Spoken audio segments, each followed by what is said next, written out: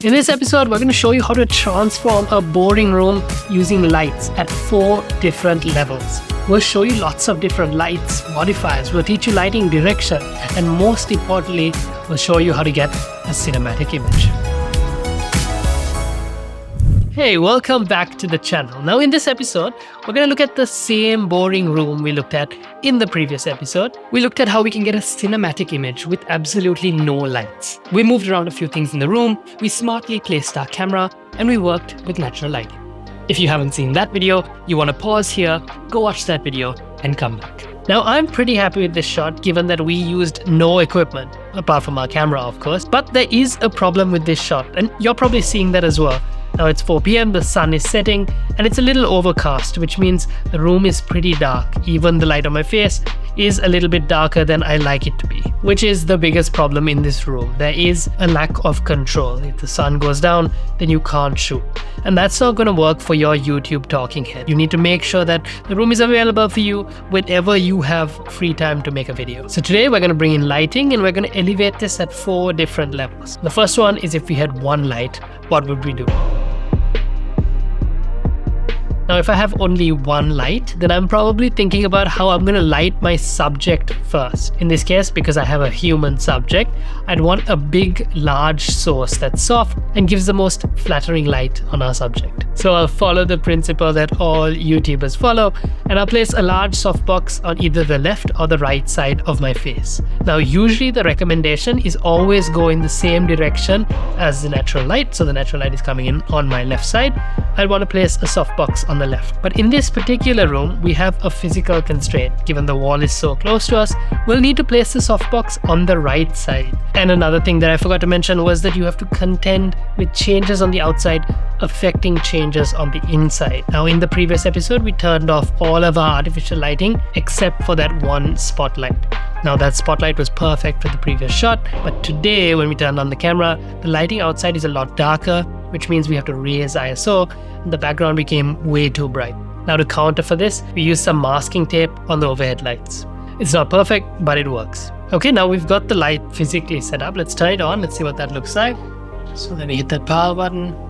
That's coming on at 50%. So this is what 10% looks like. It's completely overexposed. So now in camera, let's darken it a little bit. Okay, so the first problem we're having is conflicting shadows. We've got a big light source on the right, and we've got our open window. They're both coming in. There's shadows all over my face, and there's also a color cast because this light is outputting at one temperature and the daylight has a bit of a green tone. So to make up for this, we'll close down our window and just use our key light. Okay, so that is pretty good. It's just a little bit contrasty. There's a lot of darkness on the right side. So for now, since I just have one light, what I'm going to do is I'm going to move it a little bit more into frame, so a little bit on axis, so I can lift up the shadow side. Just slightly hitting our mic right here, so we're turning. Okay, and this is what the light looks like when it's a few feet away from me. I can basically touch the softbox, and I'm really liking how that looks. Granted, it's a little too bright, so we'll probably turn down the ISO a little bit, and then we'll have our perfect shot. Okay, while Ivanka takes some B-roll shots of the lights overhead, I'm also thinking that wall is not nearly bright enough. So we can probably remove some of the tape now that we brought the ISO down and actually brighten that surface. And after a whole bunch of tape removal, that's what the set looks like. Now I'm pretty happy with how that looks. That wall looks nice and bright. We also opened up the blind right in the back there. That's giving a little bit of a streak of light, and that's going to be our final frame.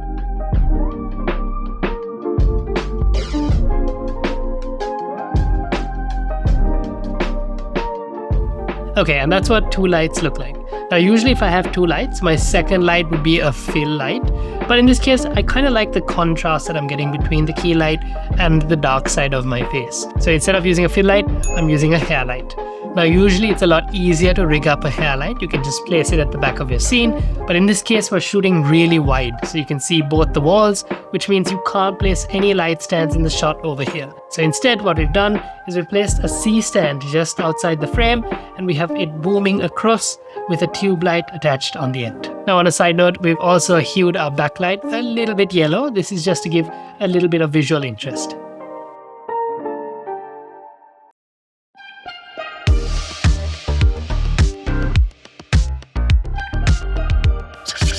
Okay, 3 lights, what would I do? At this point, you can start thinking about practical lights. These are lights that are physically in frame. You can see them physically in frame that help add visual interest.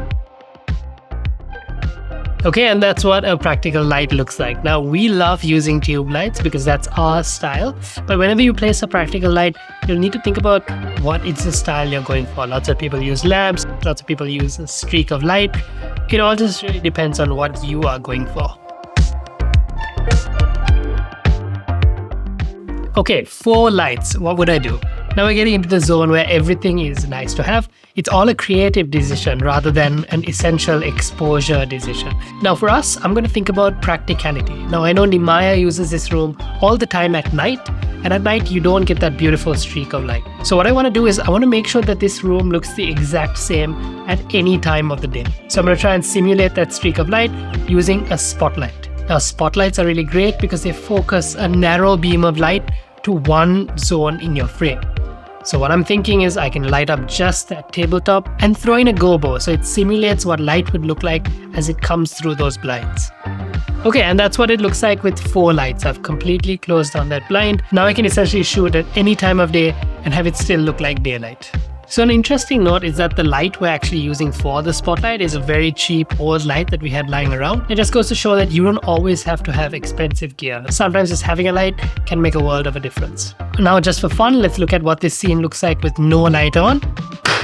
And that's what that looks like. You can see that there's almost no light entering the camera. That's exactly what you want. So let's quickly recap what we did. We started with a pretty boring room, just natural light coming in. While it looked fine, the big problem was control. Once the sun goes down, you can't really shoot. As a starting point, we looked at a 1 light setup. We focused on the subject, a big soft source for a nice flattering look. With 2 lights, instead of going down the traditional route of adding a fill light, we went with a hair light to bring up separation from the background. Then with 3 lights, we added practicals, lights that show up in your frame, just to give the shot a bit of personality. And finally, with our 4th light, we recreated a daylight streak using a spotlight and gobo.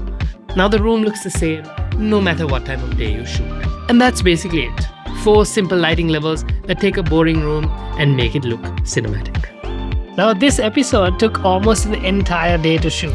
If you like the kind of content that we create, hit that subscribe button. If there's something specific you want to learn across photography or video, drop it in the comments and we'll get to each and every one of them.